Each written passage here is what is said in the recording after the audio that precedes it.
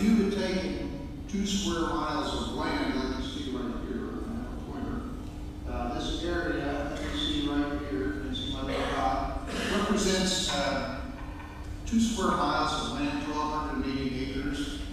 And the way we would have gone about developing that acreage would have been using vertical wells, fracturing each of those vertical wells. Every single one of those wells would have required a 40-acre plot of ground, about 2 to 3 acres to develop the well site, put that rig on and drill the well. And then there would have been pipelines, lease roads associated with every single one of those plots. I mentioned the word fracking. Every single one of those wells would have been fracked the way we have been fracking wells in the state of Ohio for about the last 60 years. Things have changed dramatically, however, thanks to the advent of horizontal drilling technology. This technology we've been using in offshore environments for 60, 70 years now.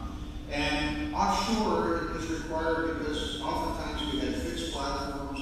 We would set a template on the ocean floor. We would drill down, set casing through those templates, and then drill out in multiple directions. Offshore was a necessity to do that, but onshore it was not. But what we found and discovered is that we can take that same 1,280 acres of land and just put in one pad in the center, or some doesn't even have to be in the center of the land. From that single pad of about 4 to 5 acres, we can replace that 32 well development plan that we saw on the previous slide, and with just 6 to 8 wells, exploit that entire acreage by using horizontal drilling technology and multi-stage fracturing. What this contrasts to 2 methods of well completion, the vertical well that we see here, and the fracturing process that we use, and then we see the horizontal well coming down here on the left side of this. The Utica Shale, the Utica Point Pleasant Shale that we're developing in Ohio, is in the range of about 150 to 250 feet thick in productive areas, although the actual portion of that formation that's productive is probably much less than that. But what I want to point out is that that formation is in the range of 7,000 feet deep, and the boreholes that we're drilling, 7,000 feet down, and then we're drilling out another 5,000 to 7,000 feet in the horizontal direction to extract oil and gas from that rock. It's the most efficient possible way that we could develop this, and the most environmentally sensitive and sensible way to do it, because again, as I said, we minimize the surface disturbance, and all you have to do is look out the windows of this beautiful facility. By the way, I would much rather be up here with my guitar, sitting on a stool right there, entertaining you folks today. I love music and play guitar. This is a gorgeous facility. I'm so jealous. Look out the window and you look at the farmland around here. And I brought my Boy Scout. I used to be in Boy Scouts and brought our troop up here. We canoed down the Tuscarawas River. I mean, you've got so many beautiful things around this area that we've got to make sure that the companies do protect the natural beauty of this area. There are different statistics and bullet points that I put up along the side here. When we hydraulically fracture these wells, we typically use 15 to 20 stages of fracturing along that horizontal well.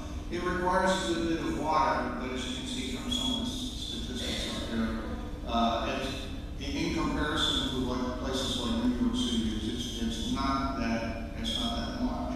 And some of that water can be recycled. We'll be talking a little bit about that. I want to talk a little bit about what companies are doing to protect the acreage, to protect the land that you're going to see develop and the way we're developing this. This is a typical well site that you see up in Carroll County. And one of the things I want you to notice, first off, is the way this entire well site, you can go around on all 4 corners of this well site, and you'll see that the drilling companies have diked that location so that should any event happen on that location at all, it's going to be contained in that 4 to 5 acre area. They're all set up to do that, and every one of the companies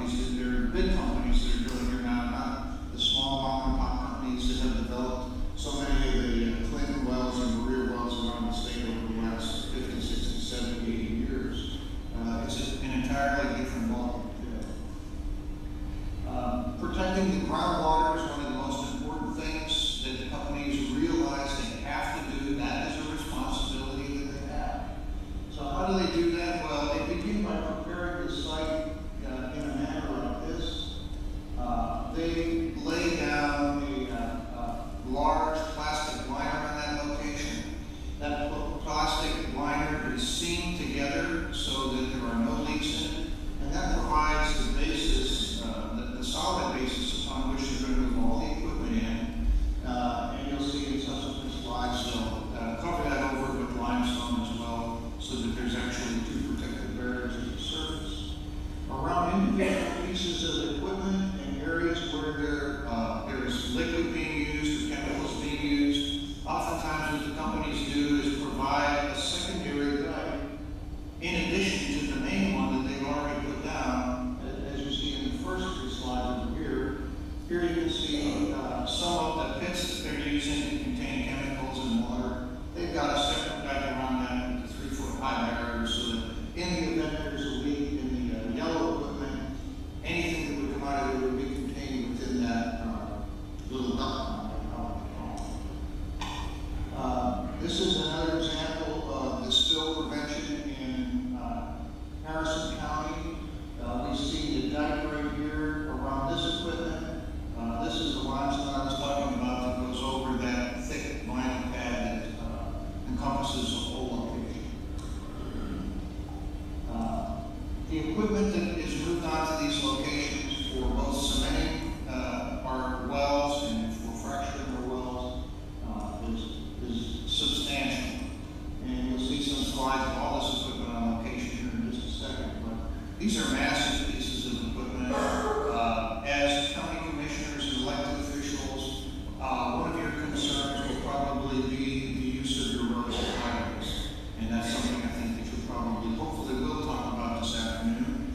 The companies you're going to find are very willing to work with you because they know they've got to do this equipment in and off locations.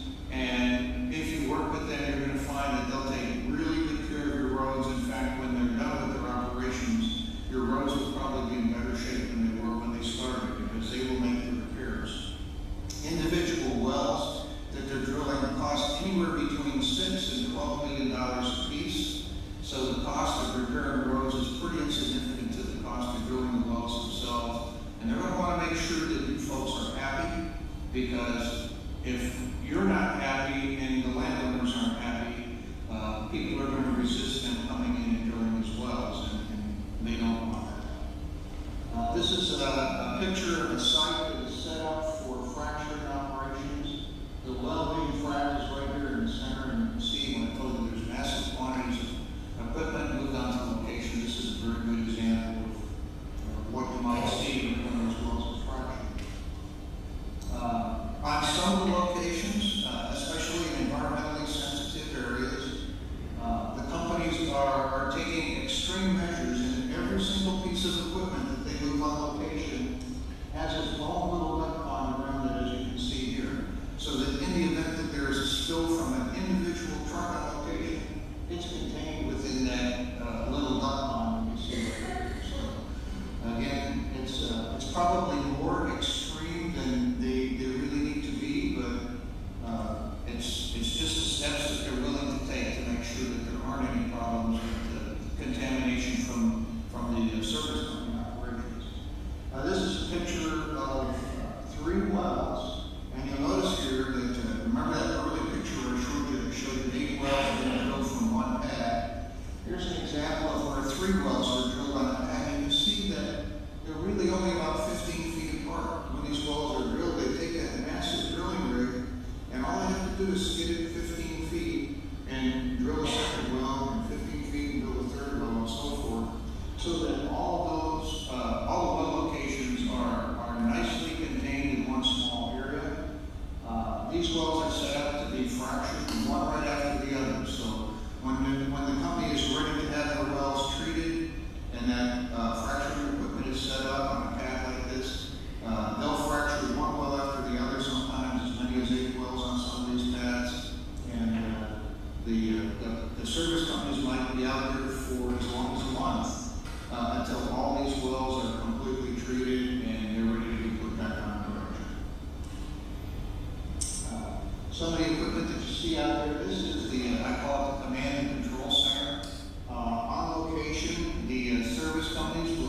provide that so that the engineers from companies like Chevron and Anadarko can be in the service van and monitor all of the operations. Inside, it looks a lot like a NASA Space Center. Every one of those screens that you see in that picture is monitoring some facet of the treatment operations. They can monitor pressure, they can monitor volumes, they can monitor individual pieces of equipment. Mechanical equipment sometimes breaks down in the middle of a job. A piece of equipment could break down. They've got standby equipment ready that can move it into location and just continue with the operations.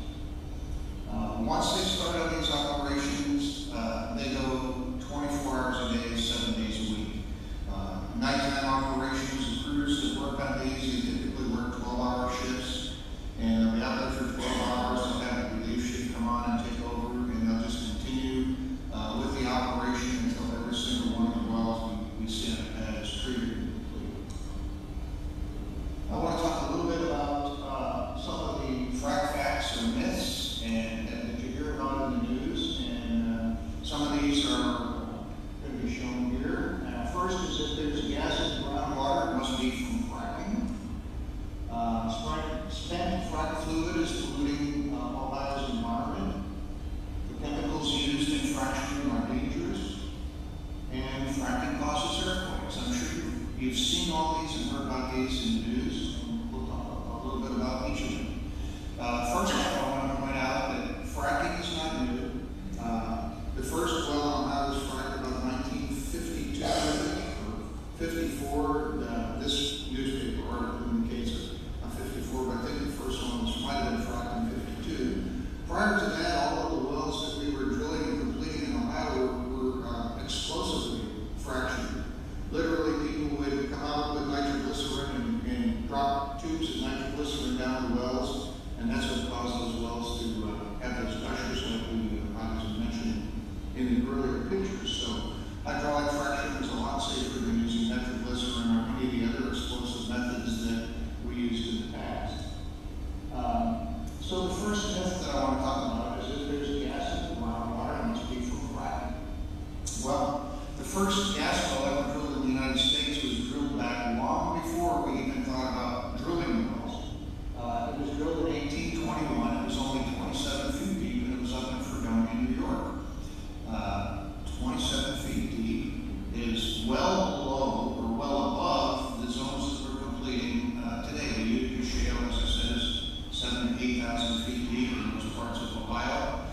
We've been fracturing the Clinton sand and Maria sand for 60 years now, and they're a lot bigger than this particular gas well.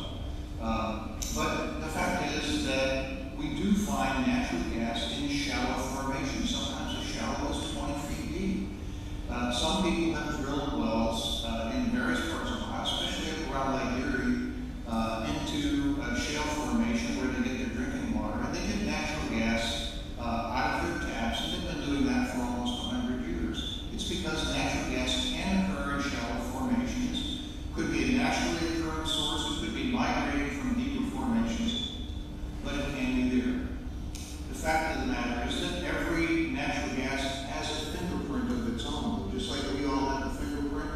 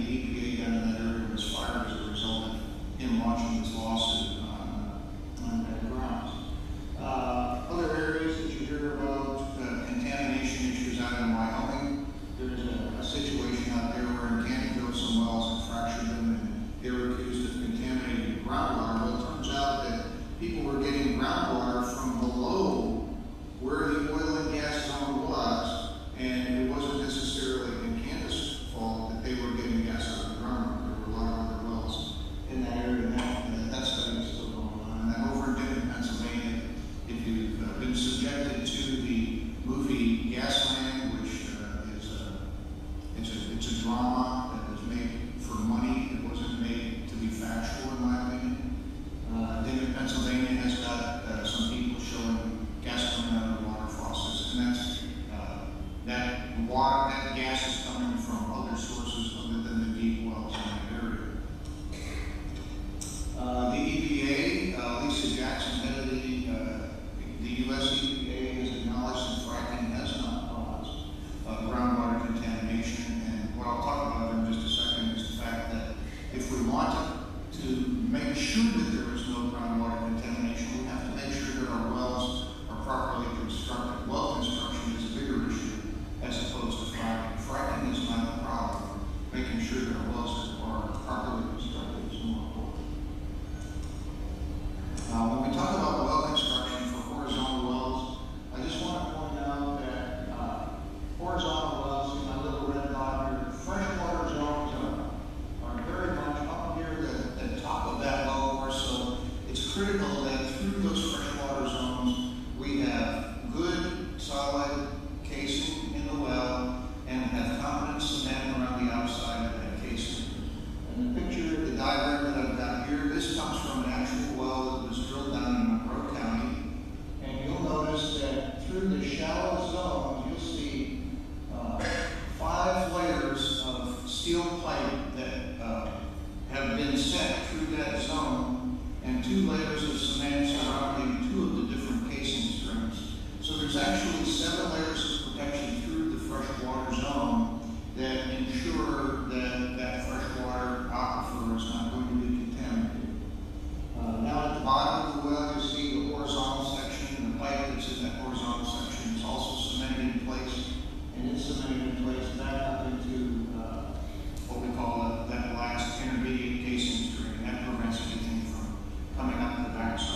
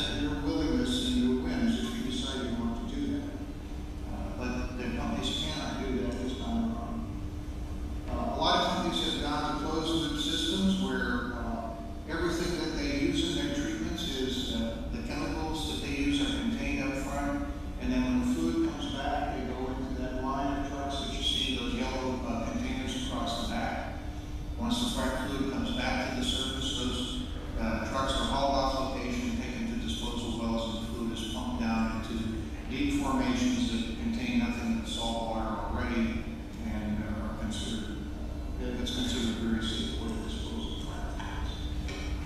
Okay, a fact, I talked about a couple of myths, so I'm going to talk about the fact. Frac fluids do contain chemicals, and some of those chemicals are hazardous. If you go on any location today in Ohio where frac fluids are being disposed of, when you walk on location, they will have to have a series of sheets on location when you walk there that detail every dangerous fluid and chemical that is being used in the treatment operations. I do want to point out that the chemicals in their concentrated state are dangerous, but when they're diluted to the ratio of about 99%. They all serve an important purpose in the treatments that we do, and as long as they're diluted, you're going to find that those things are not going to be dangerous. I mean, I liken it to women who use eye makeup or other things on your face. I don't know what those things are.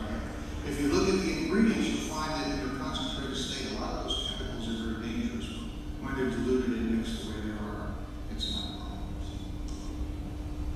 The next myth is that fracking causes earthquakes. We all saw here last year that up in the Youngstown area, we had a series of about 11 earthquakes. They were not associated with fracturing, but they were associated, we believe, with the disposal of frac fluid